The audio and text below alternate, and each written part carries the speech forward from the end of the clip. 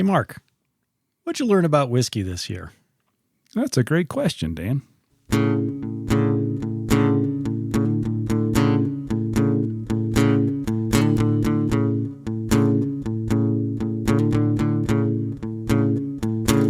What did I learn?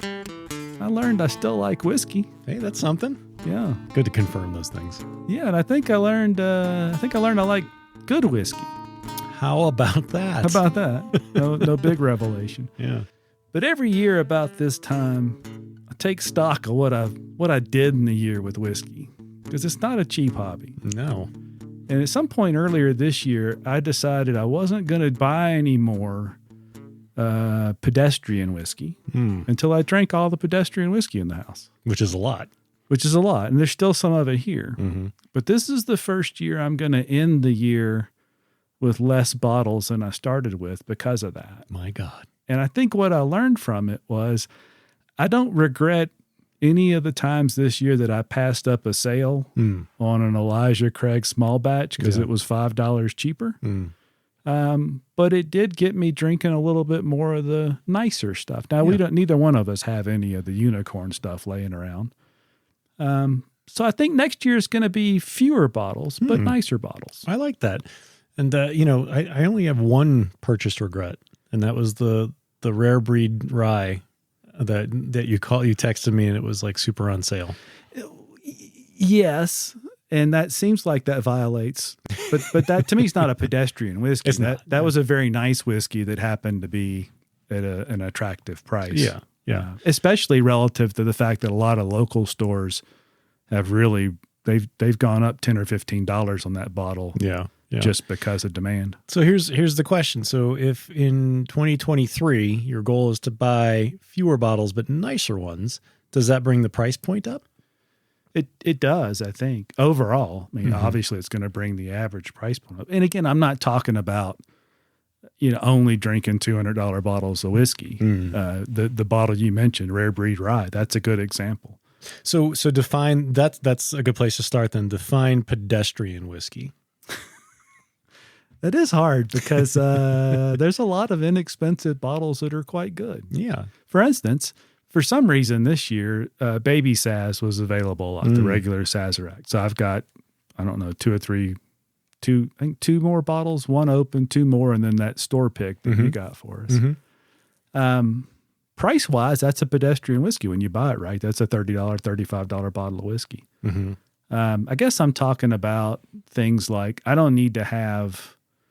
don't think I need to have 5 or 6 bottles of Wild Turkey 101 hanging around. Even though I like it for sipping, I like it for old fashions. Yeah. Maybe that's just it. The stuff that it's not necessarily pedestrian. Your daily drinkers. The daily drinker kind of things. I don't need to keep buying those. Yeah, your Rittenhouses and the stuff that's on the shelf consistently. Yeah, Rittenhouse is a good example. $25, $26. Maybe I want to make my cocktails with that Rare Breed Rye instead and live a little bit. Yeah. I don't get to be a baller very often in life. Yeah, this is a good way to flex your baller muscle. Yeah. Well, and we've always talked about, it's a little bit of a joke. I don't think anybody that's not into whiskey believes this, but we have a buying problem more than we have a drinking problem, which is why it's remarkable that I will end the year with less bottles. And by the way, I've only ever counted bottles once. So I don't know for sure there's less bottles. It seems pretty obvious. We opened a lot this year and we shared a lot. So that's true. It's probably very likely that you ended the year with fewer bottles. And frankly, I mean, you opened a lot of good bottles. So it wasn't just the pedestrian bottles that you opened and shared. I mean, there was a lot of good stuff that we cracked open this year. Yeah, we opened some Old Fitz, the Cantor bottled and bond stuff. Yeah. Well, we found another Kentucky Owl Rye batch 1, opened it up. Yeah. Well, so and that brings me to my what I learned this year, because I had you had a rough year. I had a rough year with whiskey. I did, and I think you're going to say this around a particular style of whiskey purchasing. Yes, yeah. I think my takeaway from my purchasing this year was, I like to support local, and my local shop that has treated me very well in the past. One of the things is they have a monthly pick, and you buy that pick. Like you just debited from your credit card every month. You go pick it up. And I didn't like a lot of the picks that I got. I mean, I would say the vast majority of them were either giveaway bottles or there weren't any like yard pours or anything, but they just weren't stuff that I wanted. And so I think I'm not going to do it in 2023. I think if I'm going to do anything that is loyalty based or anything like that, I'm going to choose the bottle. Yeah. I'm okay with spending money. You know, I don't mind spending money every single month at this place because they've supported me. They've given me great bottles. Aside from the monthly picks, I just want to be able to walk in and choose what I want. So you don't mind them debiting the credit card? Not at all. You'll just come in and pick something for that. Yeah, and I don't know if they'll go for that or what, but whatever. But I'm just not going to do it. I'm not going to sit here with 12 bottles that I don't want. And they're just taking up space now, and I don't know what I'm going to do with them. So I've been giving them away as samples. I've been giving them to friends. Yeah. I just want to be in control of what I'm buying because, like you said, this is not a cheap hobby. I want to spend my money wisely, more wisely. At least if it's not wisely, it's your decision. Yeah, right. I mean, and not all the bottles were bad. And in fact, a lot of the bottles, I'm sure other people in the club loved. Yeah. So they weren't bad picks. They just were bad picks for me. Right. So I just want to be more in control of what's on my shelf. When you retrospectively look at that, would you have known those were bad picks for you? No, and I think that was a benefit, but as the year went on, I started There was a trend? Yeah, well, and honestly, I mean, the longer you and I do this, the podcast and the videos, I know what I like now. Yeah. And I think when I first started doing that whiskey club, I was willing to experiment a lot more because I didn't really have, solid definitions of what I did and didn't like. Now I do. I do think, too, we want to try new things, but part of knowing what you like isn't just knowing that you liked that particular bottle. It's being able to look at the mash bill, look at where it came from, think about the age, and go, that's not gonna be me. Yeah. And I think, when I look back at all those bottles, I think, okay, there was probably 10 bottles I didn't really like, one that was a pleasant surprise, and I've got one left in the year that I'm gonna finish out the year and be done. So that's one for 12 or one for 11 at this point. Not a good ratio. Yeah. And I found something similar last year. I guess it was 2021. I was in a local club and we didn't have to buy the picks. It was kind of assumed you would, because it's an investment to do that. And as long as they stuck to Knob Creeks, Whistle Pigs, it's hard to pick a bad one of those. You may not get something that different or off profile or whatever you like, but it's not going to be bad. But anytime they strayed from that, I found the same thing. I kind of knew going in, but I did it to support the club. Right. I have a theory about that. I don't think this applies to the person that picks those barrels, but the person that mostly picked these barrels is well off. And generally, if he's just drinking from his collection, it's Michter's 20 and it's Pappy this. I don't think that's the person that should be going to pick a 4-year-old locally produced bourbon. Right. Because, I mean, their palate's just adjusted for some of the finest whiskey ever produced. How is it they're going to all of a sudden downshift and go, yeah, this is good? Right. And universally, they were not good to me at all. Yeah. So do you think they were just kind of phoning it in at that point? No, I think he tries. He's a super nice guy. But his palate's just so far different from the daily drinker. He'll post in the secondary groups, looking for a Michter's 25, $6-7 grand, 20 grand. What, it doesn't matter. Yeah. I think when that's what you're drinking, and even if he says I like this, then I just think it's hard. It's hard. How do you go from, once you adjust to that? Yeah. It's the same way now. I mean, I think about bottles that I tried a couple of years ago, 6, 7, 8, 10 years ago, and I didn't know what to do with it. Yeah. Now I try them and they're delicious. The palate evolves. Your taste evolves relatively quickly. Yeah.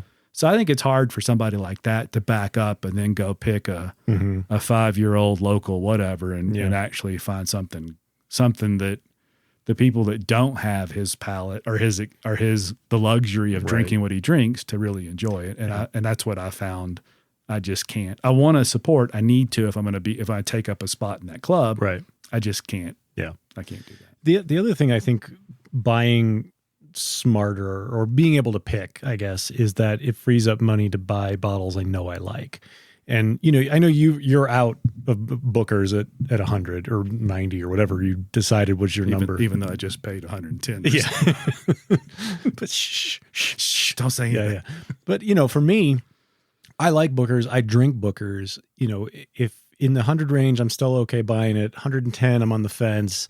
120, I'm out for sure. But like, you know, if I'm not buying these bottles I don't want and spending $60 a month on something I don't want, that to me is like, okay, if I see it on the shelf for 110 and I'm kind of like, oh, but I haven't, well, okay, you know, if I haven't spent $60 on something else. I think we all have that. I don't know what you call it. There's this band of pricing where it's not no man's land, but we're in this area where we know we should be thinking more clearly. Yeah. Like 90 all day long. Yeah. 120, no way. Yeah. It's $30. That's $30. I mean, come on. It's like half a tank of gas. It's not nothing. It's money. How does $30 stop that decision?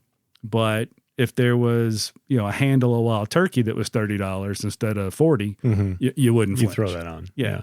I mean, I don't even think it takes that much of a disparity. I mean, like, I don't know if you saw it today. Metallica just launched a new single. And it sounds like their old Metallica. And I'm like, yes, I'm going to buy the vinyl. I'm going to pre-order the vinyl. It was like $33. I was like, okay, that's in my range. And then you add on shipping and then you add on tax. And I'm like, no. Yeah. But I think it's a good point. If you're not committed to something like a club where you're buying things that you had a poor track record with, if I'm not watching the Sunday special and buying stuff that's on sale and just packing it in the closet, it seems like I should not worry quite as much about that. If the result of it is I end up with something that's never disappointed me, like a bottle of Booker's, and maybe I paid more than right. You know, if 90 is still a no-brainer for me for Booker's, and I pay 110 or 120, isn't that okay if I know how much I'm going to enjoy that? Sure. Well, the other thing too is of all the bottles between you and me, you know, we drink together at least once a week, right? Yeah. Between the two of us, how long would it take to actually drink all the stuff we already own? Well, we still have a good supply the next time the Summer Olympics start, 2024. We'd probably still be okay at the next Winter Olympics. I'm thinking it's quite a ways off. Yeah. We're probably at the point where all the car companies have promised to be all electric. Yeah. So 2030 or so. Yeah, we could drink for a good long while. Yeah, at the pace we're on. Right, sure. Right. So there's no reason to. I guess that validates my decision. It was a good decision to stop buying the pedestrian whiskey till I drank all the pedestrian whiskey. I still hadn't drank it all. And the thing is, I do the same thing with that stuff. I sip on it. I mean, sometimes I just feel like whatever that is. I make cocktails with it, but I will still make a cocktail with the $60 or $70 or $80 bottle of whiskey too, because you know what happens when you use really good whiskey? You get a really good cocktail. I don't feel like that's wasting. I feel like that's getting a really high quality cocktail. That, by the way, that I would never pay for in a bar. Right. I would absolutely never. I mean, I'd be a $150 cocktail. You could buy the bottle for that. Yeah. Well, so here's another question. So, you know, we predicated we do our monthly whiskey night with our friends where the original concept was we buy an expensive bottle, everybody pitches in, we buy something we would never drink, you know, because it's so expensive. Where does that put us now, right? I don't know.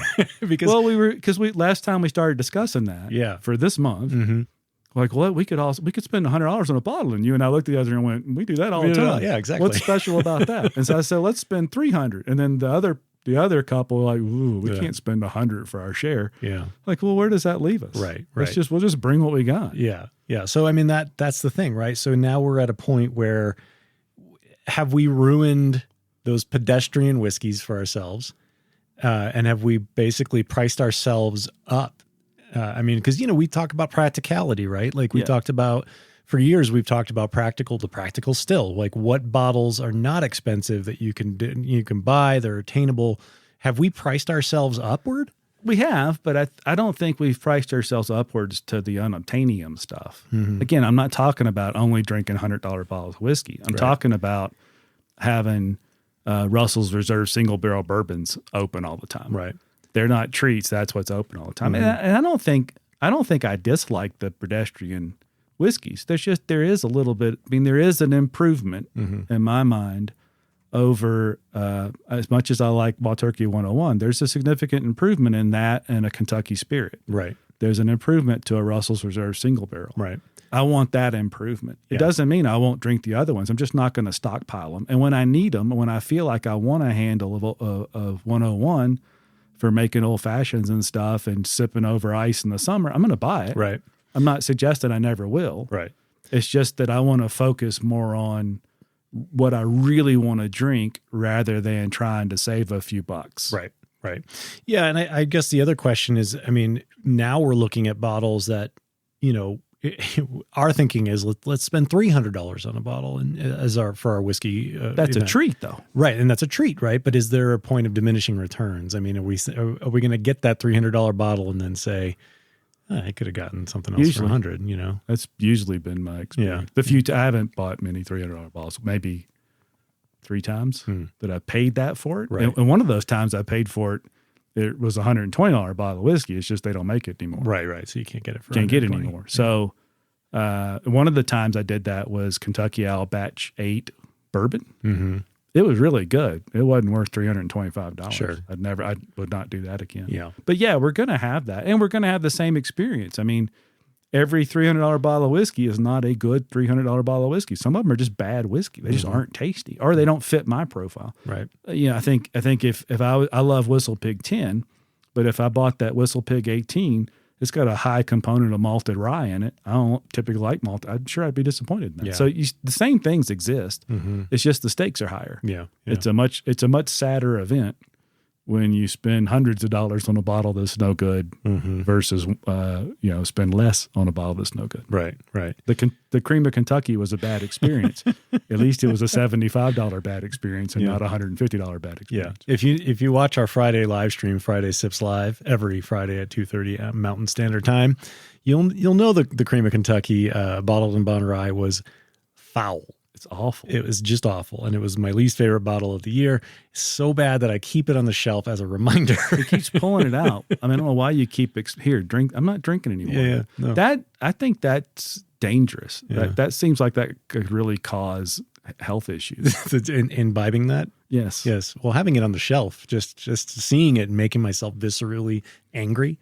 Yeah. But that's a good point. I mean, that's exactly the price point I'm talking about. I want to spend more time there. And I do think that's a practical thing because, I work hard. I don't work that hard. It takes a lot of effort to get the money to buy that stuff.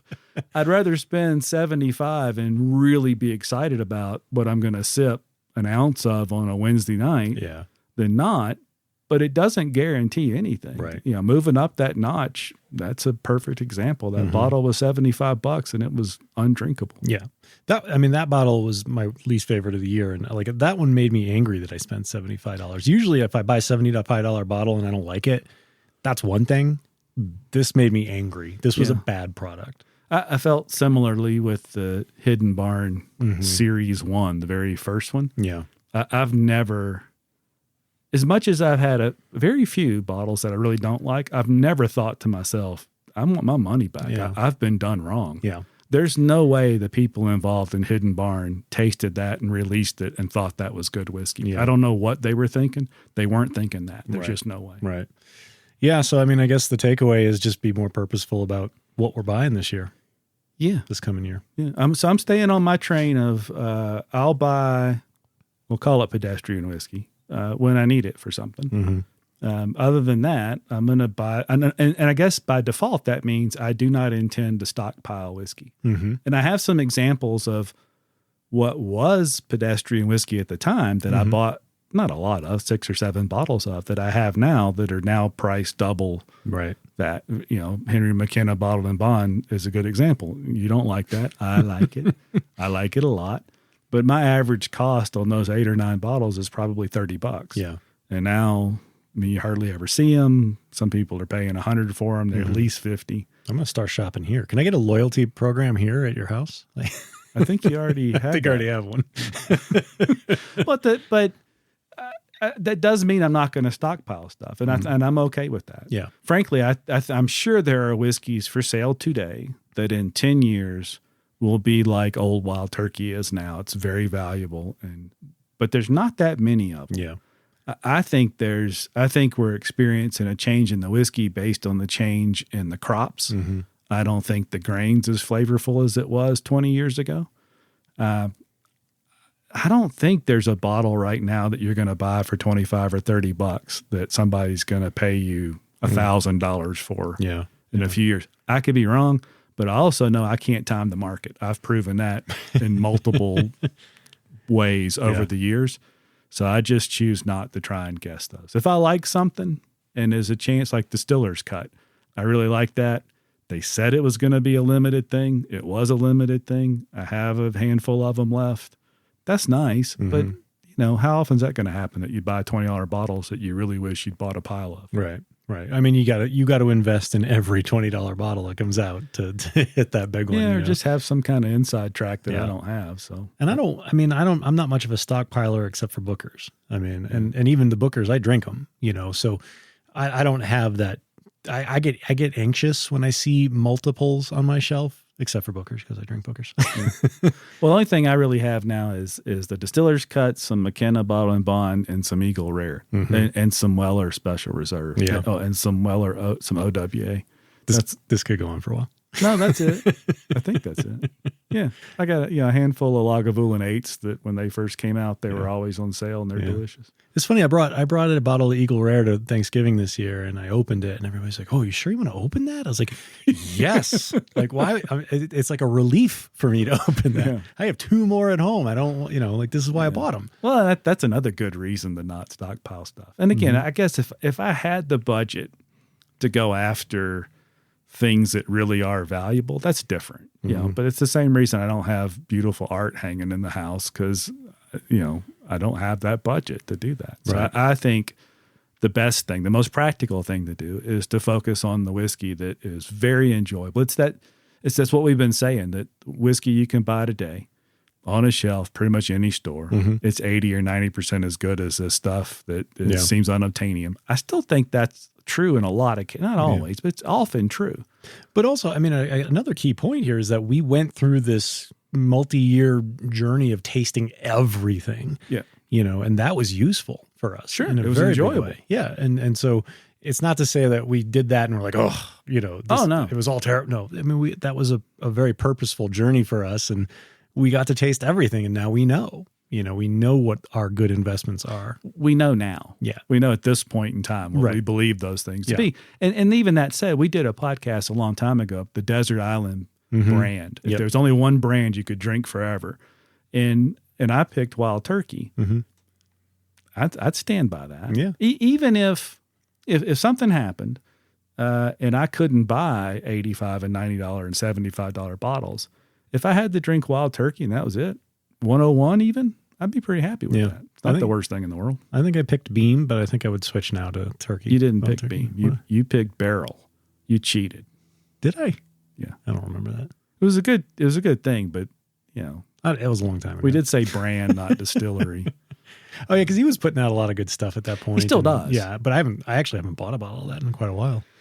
Well, and that's that thing where maybe that 20 or 30 bucks has got me, but I found so many happy drinks at $50 to $80. I'm having trouble spending $100. 110 on the regular basis. Now, maybe in 2023, when I fully adopt this idea of let's just buy the stuff we enjoy, because I would sincerely love to have another bottle of Dovetail. Yeah, that was delicious. I see those occasionally. Yeah, and that seagrass is supposed to be tasty. There's a bunch of I've only had half a dozen of those regular bourbon releases. I love those. Some people don't, because there's usually a high Tennessee component to it, i.e. Dickel. Yeah. But we like that. I like that. Yeah. In fact, I opened a Dickel 15 for the first time in a long time, getting ready to share with some friends, and it smelled really good. And so I guess it was Saturday or Sunday at 11 a.m. I'm going to sip on a little. I haven't sipped bourbon before noon. I don't know if I've ever done that. Yeah. But I sure did that day. Yeah. Well, it wasn't bourbon, Tennessee whiskey. Right. Yeah. No, it smelled good. I have my Dickel bottled in bond that I was drinking last night, in fact. Yeah. Well, so better bottles, bottles we choose. Yes. But I've never liked those box programs. Yeah. Where you sign up and crap shows up at the house. So I'm with you on that. Better bottles we choose. Don't stockpile stuff that's on the shelf that doesn't deserve to be stockpiled. Focus your efforts. That's the practical thing to do. You open your damn bottles. Open your damn bottles. Yeah. We should make that a t-shirt. We should do that now. Let's do it. Okay. All right. This has been good. Thanks, Dan. Cheers.